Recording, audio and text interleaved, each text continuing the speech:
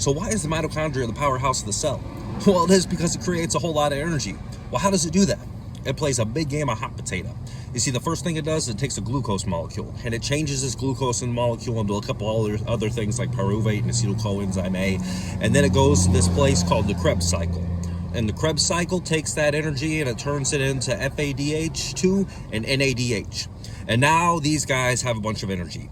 And they're playing hot potato, and they got the hot potato now, and they go to the inner mitochondrial membrane, and they pass the hot potato to these proteins on the inner mitochondrial membrane. And now those proteins have the hot potato, and they start passing the hot potato onto each other, and it causes protons to pump up into the space. And the hot potato's finally all passed on, but now we got a bunch of protons in the inner mitochondrial space. And just like a waterfall, they go flowing down through the proton pump, and it causes it to spin around in a circle and creates ATP. And ATP is what the energy uses for, what the cells use for energy.